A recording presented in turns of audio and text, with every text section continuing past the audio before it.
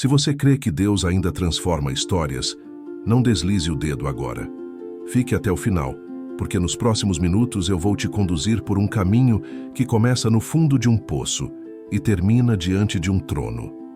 E enquanto a história de José se desenrola, você vai perceber algo que talvez tenha esquecido. Não existe capítulo perdido quando Deus continua sendo o autor. O que pareceu golpe pode virar graduação. O que pareceu humilhação pode se tornar a ponte para a honra. E se você chegou aqui carregando cansaço, culpa, raiva ou silêncio, hoje é o dia de respirar de novo. Hoje é o dia de libertar o coração. Antes de contar cada cena, deixa eu te dar o motivo para ficar até o final. Você não vai ouvir apenas um relato antigo. Você vai receber chaves para fechar ciclos, palavras, para acalmar pensamentos, passos práticos, para reconstruir pontes dentro da sua casa e uma oração guiada que vai alinhar sua mente com a presença de Deus. É direto, é aplicável, é para agora. Se você precisa de um sinal para recomeçar, esse é o seu sinal. A história começa numa família real com problemas reais. Jacó amava José com um afeto visível. A túnica colorida que lhe deu era mais do que tecido, era símbolo. Símbolo que inflamou inveja nos irmãos que se sentiam apagados. José sonhava alto e falava cedo. Ele via feixes se inclinando, estrelas se curvando, e contava o que via com a sinceridade apressada de quem ainda não aprendeu o tempo certo da palavra. E a casa, que deveria ser abrigo, se transformou em sala de conspiração. Quando Jacó pede que José vá ver como estão os irmãos no campo, não é só um recado, é o início do vale. Eles o veem de longe e decidem romper o futuro do irmão. Primeiro pensam em matá-lo, depois empurram-no para dentro de um poço vazio. Por fim, escolhem vender o próprio sangue como escravo. A túnica é tomada, manchada de sangue de animal, devolvida ao pai com uma mentira bem contada. José atravessa acorrentado, o caminho que separa o conhecido do desconhecido. Ele desce como filho e chega como mercadoria. No Egito, José é comprado por Potifar. Nova língua, novas regras, nova cultura. Tudo mudou por fora, mas uma verdade permaneceu por dentro. O Senhor era com José. Essa frase se repetirá como batimento cardíaco na narrativa, porque é ela que sustenta a sanidade do jovem. A presença de Deus não impediu a injustiça, mas impediu que a injustiça definisse José.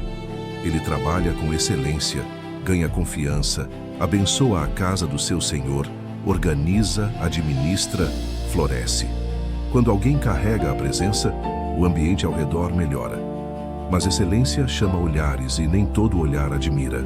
Alguns desejam. A esposa de Potifar tenta José, insiste, pressiona. Ele diz não.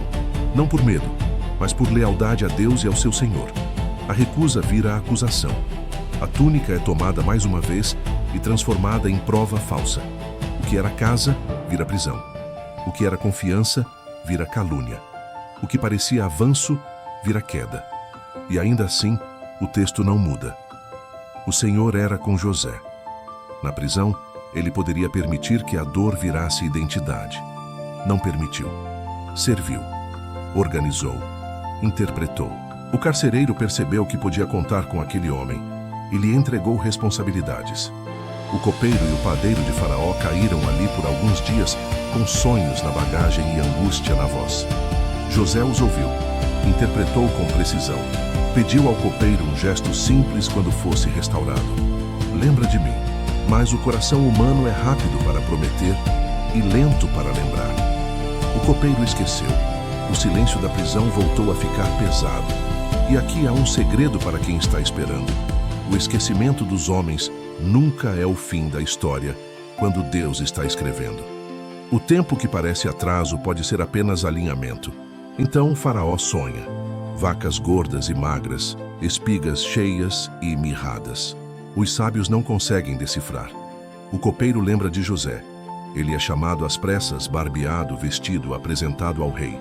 E diante de quem tem poder de vida e morte, ele faz a confissão que protege seu coração da soberba. Não está em mim.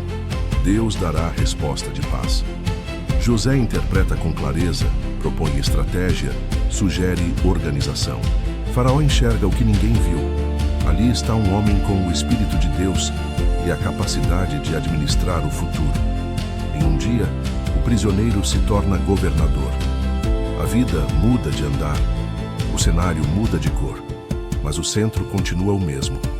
Não foi o cargo que fez José, foi a presença que o sustentou até ali. Chega a fome, não só no Egito, mas nas terras vizinhas. Gente de todo lado busca trigo. Entre eles os irmãos que um dia venderam o menino. Eles não reconhecem José, ele reconhece. O coração lembra do poço, da túnica manchada, do olhar do pai. Ele testa os irmãos, observa se a arrogância virou humildade, se a indiferença virou cuidado, se a mentira virou verdade. Ele ouve quando eles se culpam pelo que fizeram, vê como tratam Benjamim, percebe sinais de arrependimento. Chega a hora de parar de testar. José manda todos os egípcios saírem, fica a sós com os irmãos e o homem que o Egito conhece como governador se revela como filho e irmão. Ele chora alto, diz quem é, pergunta do pai, abraça. O medo paralisa os irmãos, mas José não escolhe vingança. Ele não apaga o mal, mas também não dá ao mal a última palavra. E pronuncia uma frase que carrega a teologia da providência e a prática do perdão. Vocês intentaram o mal contra mim. Deus o transformou em bem para preservar a vida de muitos. Ele vê a mão de Deus sem inocentar a mão dos homens. Ele perdoa sem mentir sobre a ferida. Ele reconcilia sem romantizar o passado. Ele abre espaço para a família viver de novo. Jacó volta a abraçar o filho. A terra de Gósen se torna refúgio. A casa, que foi cenário de inveja, vira cenário de provisão. Quando o pai morre e os irmãos temem vingança tardia, José os consola outra vez. Ele diz que não está no lugar de Deus. Quem conhece a providência não precisa brincar de juiz. O que isso tudo tem a ver com você agora? Com o seu dia, com a sua rotina, com as suas relações que às vezes doem. Tem a ver com a maneira como você interpreta suas quedas. Tem a ver com a maneira como você fala com a sua dor. Tem a ver com a coragem de não deixar que aquilo que aconteceu defina quem você está se tornando. Perdoar não é esquecer do que houve. Perdoar é lembrar de outro jeito. Perdoar é tirar do outro o direito de ser o narrador da sua história. Perdoar é recusar o papel de vítima, quando a graça te chama pelo nome de filho. E atenção, perdão não é reconciliação automática. José testou, observou, esperou evidências de mudança. Perdão é decisão unilateral de não devolver o mal com o mal. Reconciliação é caminho bilateral que exige verdade e frutos novos. Você pode perdoar e ainda assim colocar limites. Limite não é cárcere, é cerca de jardim. Limite protege o que está florescendo. Deixa eu aplicar isso onde geralmente dói mais, a família. Talvez a sua mesa esteja há anos coberta de educação por cima e de ressentimento por baixo. Talvez as datas bonitas sirvam de desculpa para não falar do que importa. Talvez a sua casa tenha aprendido a rir alto para esconder o silêncio grosso. A aplicação prática de hoje é uma só, direta, possível e mensurável. Um plano de reconciliação familiar. Não uma pilha de tarefas, mas um gesto claro que inaugure um caminho. Você vai começar com uma conversa curta e honesta com uma pessoa específica. Não precisa ser com quem doeu mais. Pode ser com quem tem mais ponte possível. Você vai escolher um lugar neutro, um horário sem pressa e vai levar duas coisas no bolso: verdade e amor. Verdade para nomear a ferida sem acusar o caráter. Amor para abrir espaço ao recomeço sem exigir perfeição. Quando vocês se encontrarem, você vai falar de si e não do outro. Em vez de você sempre, você vai dizer, eu me senti. Em vez de você estragou, você vai dizer, eu quero reconstruir. Você vai propor um gesto prático que caiba na vida de vocês. Pode ser uma refeição semanal sem telas. Pode ser orar 1 minuto juntos antes de dormir. Pode ser escrever cartas curtas por 1 mês. Pode ser um passeio fixo para conversar sem distrações. E você vai combinar limites claros, como quem cerca um jardim para proteger a sementeira. Vai dizer com calma, eu te amo e quero recomeçar, Mas eu preciso que esse tom mude. Eu preciso que esse hábito pare. E você vai celebrar sinais pequenos de avanço. Uma conversa que termina sem grito é avanço. Um pedido de perdão tímido é avanço. Um abraço meio torto é avanço. A graça não despreza o inacabado. Ela se alegra com o que já começou. Agora, eu quero orar com você e por você. Se puder, coloque a mão no coração. Se estiver com alguém da sua família por perto, convide para orar junto. Vamos falar com Deus em voz audível, sem vergonha, como quem transforma o lugar onde está em altar. Repita comigo, com a sua própria voz, cada frase, como um pacto de liberdade. Senhor Jesus, eu me apresento diante de Ti com o que eu sou. Eu não escondo a minha dor, eu não maquio a minha história, eu não finjo força quando estou cansado. Tu me conheces por inteiro e ainda assim me amas por completo. Hoje eu te peço libertação do coração. Eu entrego as memórias que me pesam, os nomes que me ferem, as cenas que eu repito na mente. Eu coloco diante de Ti os lugares onde fui jogado e os lugares onde eu mesmo me joguei. Eu confesso que tentei me defender com amargura, e amargura nunca defende. Amargura aprisiona.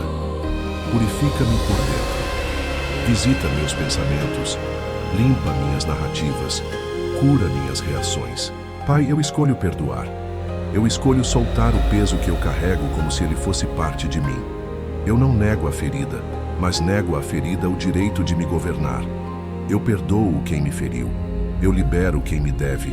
Eu entrego nas tuas mãos e confio na tua justiça. Eu não desejo vingança.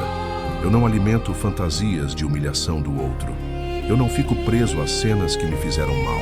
Livra-me da amargura e do ressentimento. Enche-me de mansidão e coragem. Ensina-me a colocar limites com respeito e a falar a verdade com amor. Dá-me discernimento para perceber frutos de arrependimento quando houver e prudência para manter distância quando for necessário. Senhor, visita a minha casa. Entra na nossa sala, na nossa cozinha, nos nossos quartos. Senta-te à mesa conosco. Acalma os tons duros, desfaz os mal-entendidos, derruba os muros de silêncio. Devolve ao nosso nome o peso de família. Ensina-nos a pedir perdão sem desculpas, a perdoar sem humilhar, a recomeçar sem exigir espetáculo. Que a tua paz faça morada em nós. Que a tua presença seja a música de fundo das nossas conversas. Que a tua alegria devolva o riso que os últimos meses roubaram. Eu oro também pelo trabalho de quem me ouve. Muitos carregam feridas que nasceram de ambientes competitivos, comparações injustas, promessas quebradas. Senhor, guarda nosso coração dos jogos de poder. Dá-nos excelência como deste a José. Dá-nos favor diante de quem decide. Dá-nos integridade quando ninguém está olhando. Que o nosso sim seja sim e o nosso não seja não. Livra-nos de aceitar atalhos que custem a alma. Abre portas que ninguém pode fechar. Fecha portas que parecem boas, mas nos tiram do propósito. Espírito Santo, eu te peço direção prática. Mostra o primeiro passo de reconciliação que eu posso dar nesta semana. Traz à memória uma pessoa, um gesto, um horário, um lugar. Dá-me palavras simples e verdadeiras. Me impede de avançar sem tua paz e de recuar por medo. Se for tempo de falar, coloca mansidão na minha voz. Se for tempo de calar, coloca guarda nos meus lábios. Se for tempo de esperar, coloca paciência no meu peito. Eu não quero me apressar por ansiedade, nem me atrasar por orgulho. Eu quero caminhar no teu tempo. Agora eu declaro sobre mim o que a tua palavra diz. Eu não sou o que me fizeram. Eu não sou o que disseram que eu era. Eu não sou o som das minhas culpas. Em Cristo, eu sou nova criação. Em Cristo, eu sou perdoado. Em Cristo, eu sou guardado. Minha história não termina no poço, nem na prisão. Minha história é conduzida pela tua mão. Eu recebo a tua reescrita. Eu recebo a tua cura. Eu recebo o teu recomeço. Em nome de Jesus. Amém. Se essa oração falou com você, eu vou te pedir um gesto simples e poderoso.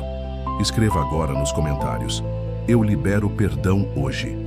Quando você escreve, você transforma a intenção em compromisso e acende coragem em quem vai ler depois de você. E envia este vídeo para alguém da sua família. Talvez uma conversa importante comece com esse link. Salve também para ouvir de novo quando o coração pedir ajuda. Verdades ouvidas com constância descem do ouvido para a alma e mudam o nosso jeito de existir.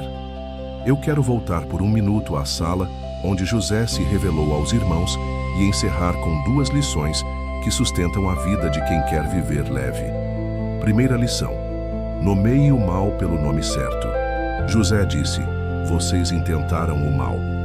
Não foi fraqueza, não foi acidente, não foi mal entendido. Foi mal. Nomear corretamente impede que você pinte de açúcar o que envenena. Segunda lição: olhe a história com a lente da providência. José disse: Deus o transformou em bem. Isso não anula a responsabilidade de ninguém. Isso apenas coloca a palavra final na boca certa.